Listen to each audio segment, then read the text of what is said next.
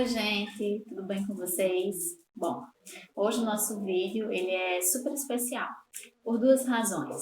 Porque hoje, nesse vídeo, nós estamos comemorando porque o nosso canal chegou à marca de 3.000 inscritos, né, no YouTube. Eu fico super feliz e agradecida a todos vocês, né? Fico tão contente que em apenas 10 meses nós já chegamos a essa marca que para mim já é tão significativa. Então, muito obrigada mais uma vez a todos vocês por termos chegado juntos a essa marca. E eu peço que se você gosta dos nossos vídeos, se você acha que ele é importante para a sua formação profissional, se de alguma forma ele contribui com você, se inscreva no canal, porque isso faz com que o canal cresça, se fortaleça. Conforme ele for crescendo, se fortalecendo, isso vai dando mais condições para que a gente produza mais conteúdo de qualidade para você, tá? Então, muito obrigada. Segundo ponto, porque hoje nós temos, né, a participação especial de Raquel Alvarenga, que vai fazer a discussão da relação serviço social e previdência aqui no nosso canal. Raquel Alvarenga é uma figura muito querida e importante do serviço social no Brasil e, sobretudo, na Paraíba, né? Então, ela é uma figura importante, uma assistente social extremamente competente, né? Mexe em serviço social, é assistente social da Previdência Social aqui da Paraíba, já atuou no CEFES, no Conselho Federal de Serviço Social, e atualmente atua no Conselho Regional de Serviço Social 13ª Região, além de fazer parte da história do serviço social na Previdência no Brasil. Então, eu me sinto tão honrada que uma pessoa tão importante, né, para o serviço social na Previdência tenha aceitado participar do nosso canal, do nosso vídeo. Então, desde já, eu deixo aqui o meu agradecimento profundo a Raquel Alvarenga por ter aceitado participar do nosso canal com esse vídeo, que sem dúvida é muito enriquecedor. Vou indicar para vocês alguns livros que vão somar no estudo sobre o serviço social na Previdência.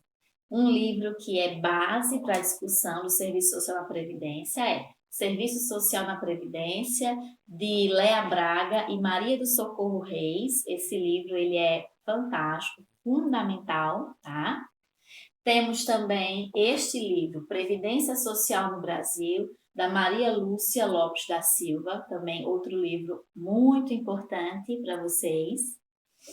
E nós temos, eu e Raquel, uma produção em conjunto que nós fizemos quando participamos da jornada Nordeste Serviço Social, coordenado pela professora Beth Alcoforado, onde nós produzimos esse livro, Crise Política e Social, Ofensiva Neoconservadora e Neoliberal, Estratégias e Enfrentamentos, onde Raquel tem um trecho, um capítulo dentro desse livro que discute a Previdência Social, né, o desmonte da Previdência Social, e eu também tenho um pedaço, um capítulo dentro desse livro onde eu discuto os governos Lula e Dilma. Então, é uma honra, né, mais uma vez, receber Raquel aqui no nosso canal. Eu peço que vocês, né, seguidores queridos, pessoas que nos assistem, que recebam com muito carinho e respeito Raquel aqui no nosso canal, né?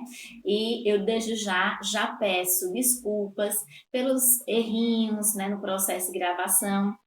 Como vocês sabem, esse é um canal autônomo, né, muito iniciante, então, por favor, desconsiderem algumas tremidinhas nas filmagens, alguns barulhos, tá certo? O que importa é a qualidade do conteúdo.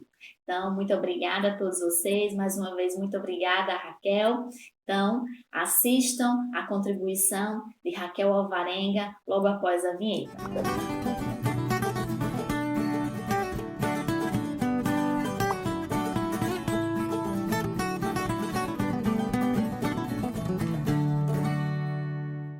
Olá, colegas, tudo bem? Eu me chamo Raquel Alvarenga, trabalho no INSS, aqui da gerência de João Pessoa, na Paraíba. Exerci por um tempo a chefia do serviço social, que se chama responsável técnica da gerência de João Pessoa. Dou aula no curso de pós-graduação em Direito Previdenciário do UNIP, que é uma faculdade particular aqui da cidade. Já fui conselheira do nosso Conselho Federal de Serviço Social, na chapa, na gestão Tecendo na Luta Amanhã Desejada, e atualmente faço parte da Comissão de Seguridade Social aqui do CRES, 13ª Região da Paraíba. Eu agradeço o convite de estar aqui com vocês para a gente falar um pouco dessa política tão importante nos dias atuais, que é a política da Previdência Social e a inserção do serviço social dentro dessa política. Vou começar conversando com vocês sobre a Previdência. Eu acho que quem já pagou a disciplina de política social deve se lembrar que a Previdência começou com a Lei Eloy Chaves, em 1923, seguindo o modelo bismarckiano, o modelo que teve na Alemanha, com o chanceler Otto Bismarck, que é o modelo contributivo e por categoria. Sempre ligada ao econômico, essa categoria. Então, a primeira que teve, vamos assim dizer, os direitos garantidos foram os ferroviários, que era de suma importância para a economia da época, que era uma economia agroexportadora. O café que saía do interior de São Paulo tinha que ser desaguado para o exterior e precisava chegar ao Porto de Santos. Essa política ficou praticamente inalterada, As famosas caixas de aposentadoria e pensão, primeiro foram os ferroviários, depois os portuários, depois tivemos bancário, comerciário e assim sucessivamente. Essas caixas de aposentadoria foram transformadas nos institutos de aposentadoria e pensão, e só em 61 tivemos a primeira proposta de reforma dessa política, que foi através da Lei Orgânica da Previdência Social, já no governo de Juscelino Kubitschek, mas que ela não vingou. Então, a unificação de todos esses institutos se deu com o famoso INPS, o Instituto Nacional da Previdência Social, isso em 66, que na época era a segunda renda do país. Quem possuía só perdia para o PIB nacional, era o INPS. Isso já em 66, tem que se lembrar que o golpe militar se deu em 64. Então, essa política foi avançando, que é uma característica dos governos ditatoriais. Então, no período ditatorial, tivemos a inserção dos empregados domésticos, jogadores de futebol, dentro da política. Tivemos a renda mensal vitalícia, que é de 74, para as pessoas idosas e para as pessoas incapazes para a atividade laborativa, que alguns autores consideram que seja os primeiros benefícios assistenciais, mas não tinha essa perspectiva de assistência como a gente conhece hoje. E temos um grande pulo aí com a Constituição de 88, que a Previdência se insere no tripé da Seguridade Social, juntamente com assistência e saúde.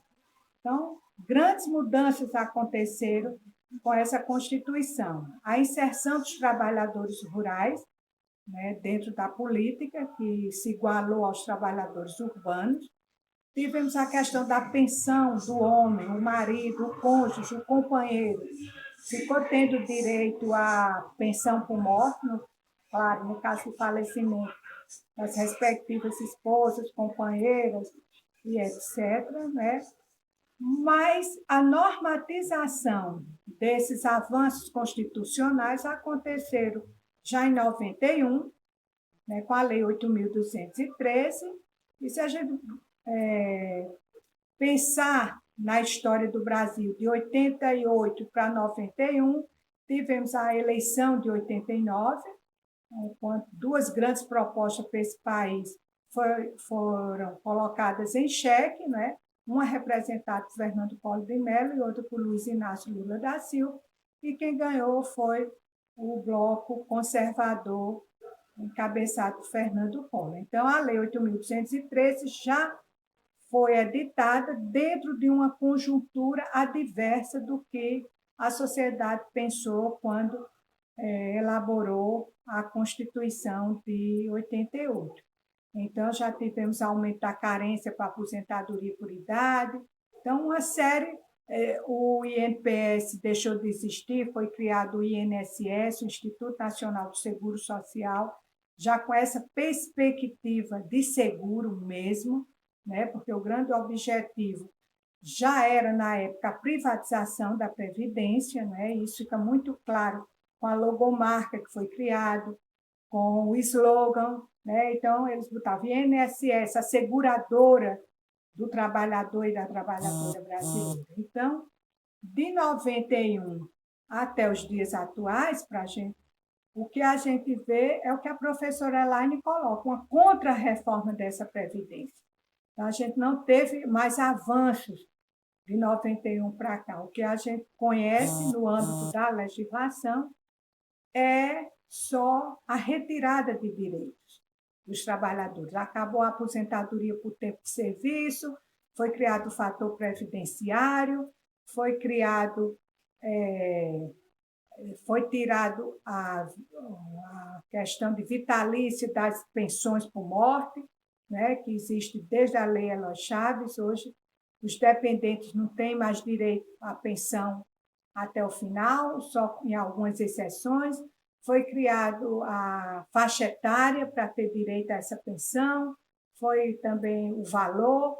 Então, uma série de desmontes que a gente vê cotidianamente a respeito da legislação da Previdência Social.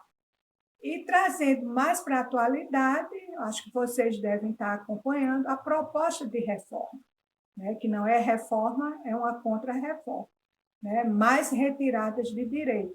A questão da idade, né? A equiparação da idade entre homens e mulheres, a questão do tempo também de contribuição para homens e mulheres, a questão da contributividade direta para os trabalhadores rurais, trabalhadores e trabalhadoras, e assim sucessivamente. Então, é uma retirada de direitos nunca visto antes, desde que surgiu a Previdência em 1923.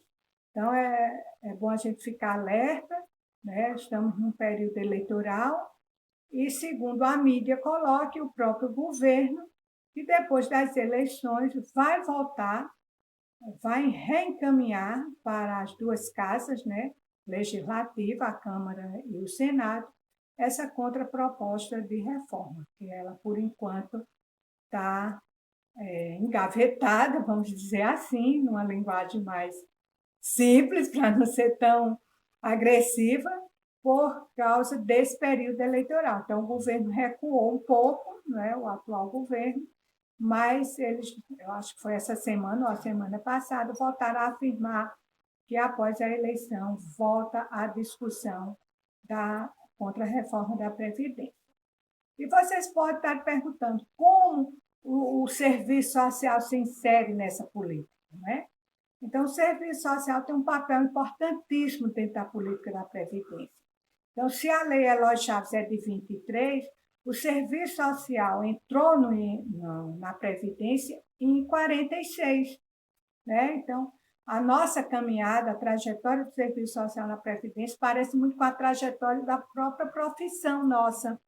Né? Então, a gente sempre brinca, diz que é um irmão mais novo, né? Porque é um dos serviços sociais mais antigos que tem no Brasil, documentado, legitimado, né? Já passamos por vários golpes assim, de querer retirar esse serviço da Previdência, e a gente continua firme e forte lá.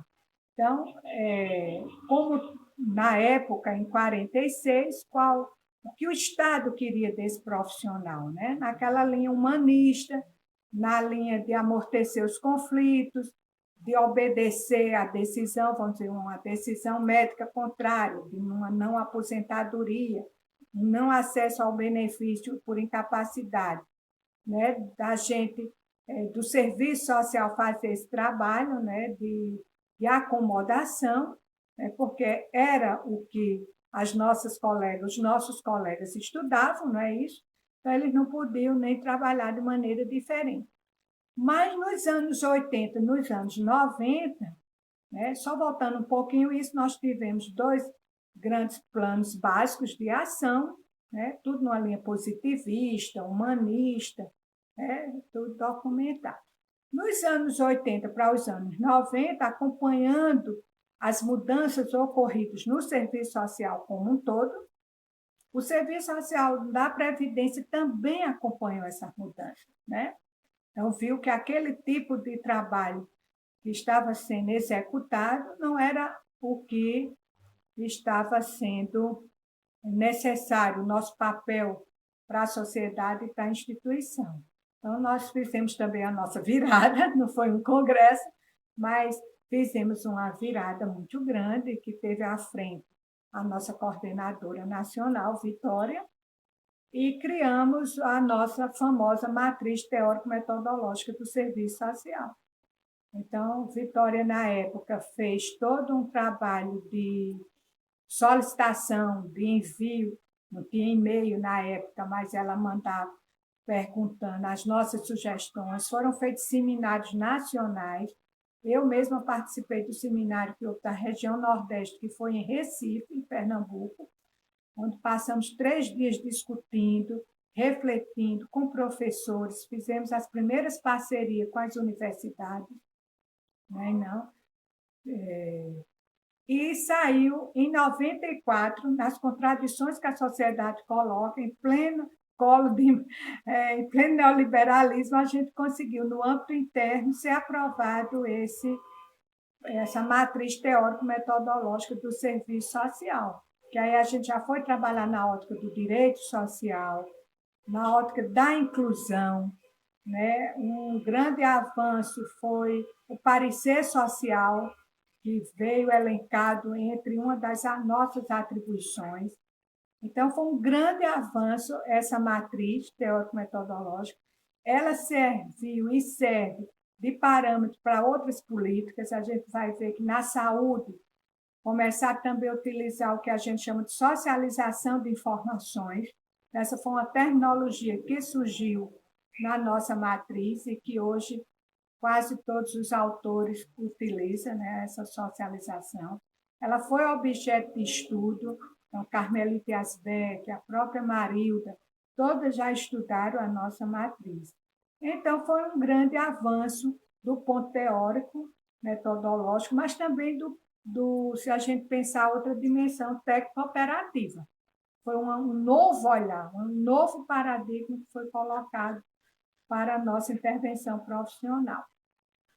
Mas, como eu falei na questão da eleição de 89 e da entrada do Brasil atendendo os ditames dos grandes organismos internacionais, tipo o FMI, Banco Mundial, né, o rolo compressor vinha nessa história da contra-reforma do Estado e da Previdência. Então, em 98, precisamente em 8 de dezembro de 98, né, tinha uma medida provisória que modificava alguns artigos da Lei 8.213 e, para nossa surpresa, o artigo que diz respeito ao serviço social estava elencado nessa medida provisória. Ou seja, o serviço social ia ser extinto, né? Então, tendo a liderança da então chefe da divisão de serviço social, que era a Lúcia Lopes, nós fizemos praticamente uma batalha. Em 48 horas conseguimos reverter. Então, aquele trabalho que a gente tinha feito em 94 e 98, junto aos sindicatos, aos movimentos sociais, junto à população, surtiu efeito. Então, a sociedade achou e comprovou que era importante o nosso serviço. Então, nós pegamos a assinatura assim, desde aqui na Paraíba, de Dom Marcelo Cavalheiro, que era então o arcebispo, até o presidente do sindicato, acho que quase todas as categorias, além de vários políticos, né? Porque era importante a figura do político, porque era ele que ia votar. E conseguimos reverter este quadro. Então, revertemos e o serviço social continuou. Só que, como disse a querida colega Marinete, de Macaé, se a gente conseguiu reverter e continuar, mas a gente tinha um grande problema, que era os recursos humanos. Então, com a proposta de reforma da Previdência daquela época, muitos colegas se aposentaram. Então, nós não tínhamos 300 assistentes sociais no Brasil todo. Então, o que é que você faz num país de dimensão continental como o nosso, né, numa política importantíssima como essa, né, o que era que 300 assistentes sociais podiam fazer? Então, nossa grande batalha foi o concurso público para assistente social. Concurso público esse que só aconteceu em 2008, 2009, que a gente chama o famoso concurso. Mas também numa conjuntura completamente diferente, em que os colegas, diante da proposta de reforma do Estado de Brescia Pereira, que acabaram as profissões, não as profissões, mas as carreiras, não existia mais a carreira de assistente social dentro da Previdência. Existia a carreira de analista do Seguro Social com formação em serviço social. Porque só quem acompanhou, quem leu aquele famoso livro de Brescia Pereira, da reforma do Estado, ele propõe duas únicas carreiras para o Estado brasileiro, do ponto de vista tanto do executivo, como do legislativo, como do judiciário, que era a carreira de analista e a de técnico, analista judiciário, analista educacional, né? Analista do Ministério Trabalhista, que são os colegas do Ministério do Trabalho. Então, nós não ficamos fora desse contexto e conseguimos o concurso de analista de seguro social com formação em serviço social, com muita luta. Aqui eu quero registrar e já agradecer o papel dos conselhos regionais, papel importantíssimo do Conselho Federal de Serviço Social da gestão da época, e, se eu não me engano, era a professora Ivanete, aí eu não garanto muito, mas eu tenho quase certeza, e nós conseguimos esse concurso. Né? Mas vocês devem observar que já numa conjuntura totalmente diferente, né? Tanto do ponto de vista político, como do ponto de vista institucional. Porque, paralelo a isso, né, nas contradições da sociedade, a sociedade, o movimento de pessoas com deficiência, a gente conseguiu mudar a avaliação de pessoa com deficiência para acesso ao BPC, benefício de prestação continuada. E, nesse novo modelo, foi inserido a avaliação social, que tem que ser feita pelo assistente social. Né? Se isso foi bom, por um lado, porque, de repente, a gente virou uma peça importante dentro dessa máquina que é o INSS, porque a gente ia definir benefícios, mas, ao mesmo tempo, nós ficamos com a cara da assistência, mais do que nunca. Tenho nada contra a assistência social, muito pelo contrário. Mas ficamos assim, se o serviço social não faz avaliação social, não tem mais nada para fazer. Então, aquele trabalho que a matriz teórico-metodológica nos apresentou, nos trouxe em 94, a instituição já não estava querendo agora na primeira década do século, né? A primeira, de 90, de 2009 para cá. E também teve todo um desmonte da equipe que foi formada, das chefias lá. Chefias foram exoneradas, outras foram transferidas. Então, pessoas recém-chegadas na instituição ocuparam esses cargos e aceitaram esse papel, né, do serviço social, teoricamente, só trabalhar com avaliação social. Então, esse trabalho feito com a sociedade, com os movimentos sociais, nos sindicatos, né, junto às universidades, eles foram perdendo seu valor dentro da instituição.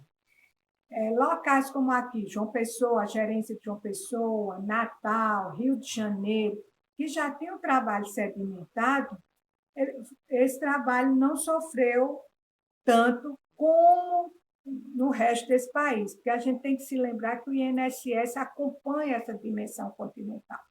Nós temos colegas lá no interior do Amazonas, né, cidades pequenas, e temos na Avenida Paulista. porque temos uma agência na Avenida Paulista. Então, a gente tem essa pluralidade, essa diversidade de atendimento, só que com a única lei e com um único pensamento. Então, isso foi assim, como é que a gente pode afirmar? Esse novo posicionamento e a não capacitação, a não existência de reuniões técnicas, que a gente sempre foi uma prática do serviço social, né, fazer reuniões técnicas, presenciais, seminários, a não existência desse espaço foi enfraquecendo aquele colega, aquela colega que estava lá no interior, né? Foi desmotivando. Aqui eu não vou entrar em detalhes o porquê. E as pessoas, sem querer, se acomodam, né? Então, qual é o rebatimento disso para hoje? Né? Principalmente depois desse golpe que houve com a saída da presidenta Dilma e a entrada de Temer. A gente está numa fase quase que também de terror, não como em 98, que em 98 foi bem explícito, era uma medida provisória que extinguiu o serviço social, né, através do artigo da Lei 8.213, mas agora esse desmonte em dose homeopática. A gente pode até, numa linguagem mais do senso comum. A verba para fazer, para pagar diárias, assistente social que mora no interior, que trabalha para vir para a capital participar de uma supervisão. Não tem. Então, como é que uma colega vem lá de Cajazeiras, estou falando aqui, um estado pequeno como o nosso, Paraíba. Mas se você pensar no estado de Pará, tipo Amazonas, que tem que ser de avião, aí é que esse encontro de supervisão não acontece, né? A proibição dessas supervisões, aqui na Paraíba, a gente faz, em João Pessoa, a gente fazia supervisão mensalmente. Agora a gente só pode 4 ao ano, de 3 em 3 meses. Né? E um dia, porque antes a gente fechava as agendas dos colegas assistentes sociais, trabalhávamos 2, 3 dias para discutir nossa prática, a gente levava um professor da universidade para discutir conjuntura. Então, o desmonte está sendo de uma maneira mais, assim, a gente pode dizer suave, mascarada, que a sociedade não vê. Nós que estamos lá dentro, nós é que sentimos. Né? O assédio moral, né? Porque o serviço social, junto com a reabilitação profissional e a perícia médica, compõe, desde a década de 40, o tripé dos serviços dentro da política. Né? O que está acontecendo? O serviço social e a reabilitação estão sofrendo esse momento. A reabilitação mais do que o serviço social, porque não conta com recursos humanos. Não houve concurso público para ocupar as vagas da reabilitação profissional. O que é que a instituição está fazendo? Está querendo que o profissional que atua no serviço social trabalhe nos 2 serviços. Né? Então, a gente já fez consulta. Não é que a reabilitação não seja um espaço socioocupacional do profissional de serviço social. É sim um espaço. Mas o que é que a gente defende? Que tenha um assistente social, um profissional, para atender às demandas do serviço social e outro para atender às demandas da reabilitação. Porque senão a gente fere o nosso código de ética no que diz a qualidade do serviço prestado. Né? Você não tem 2 cabeças para trabalhar em 2 serviços. Fere também a questão da capacitação. Como é que você vai ter uma capacitação, um aperfeiçoamento dentro dos 2 serviços? Né? O serviço social um dos seus grandes objetivos, assim, um dos seus grandes princípios é a inclusão desse usuário dentro da política. A reabilitação não, ela já trabalha na hora de retirar esse trabalhador da política para botar no trabalho. Né? O nome já está dizendo, é reabilitar essa pessoa para voltar ao mercado de trabalho. Então, são 2 princípios diferentes. Então, a gente está passando por esse momento, não muito favorável, estamos resistindo, criamos uma comissão de assistentes sociais da Previdência Social dentro da FENASP. Então, nós já tivemos várias reuniões com os diversos presidentes do INSS que passaram depois que Temer assumiu, né, mostrando nossa resistência e a não aceitação desse desmonte, né? E também o Cefes, através da sua Comissão de Seguridade Social, também está nos apoiando. E, na medida do possível, a gente está orientando os profissionais a levar essa demanda para a sociedade civil, né? Mostrar como é o que a gente denomina. Tem a reforma oficial, que a gente chama de contra-reforma, que é essa que passa na mídia, é essa que levou o ano passado e esse ano uma parte da sociedade para as ruas, né? Que a gente teve vários encontros, vários momentos contra a reforma da Previdência, mas tem essa reforma que a gente chama que é a reforma interna, que não sai na mídia, que não mexe na legislação, né? Que trabalha com assédio moral, que trabalha com a retirada de direito do usuário de ter o acesso ao assistente social. Hoje tem esse INSS digital, que praticamente a gente não está tendo acesso a esse usuário. Eu já estou orientando uma pesquisa em que os colegas da APS Santa Rita, em que elas querem fazer um estudo sobre o não acesso desses usuários dentro da instituição, né, do espaço físico, né, porque isso tira o direito dele de obter informações. Como eu falei, a socialização de informações. Quem é que vai falar desse direito dele? Se ele não tiver acesso, judicializar, procurar a junta de recursos, né? Porque tem outras maneiras de acessar o benefício da Previdência sem ser pela via administrativa.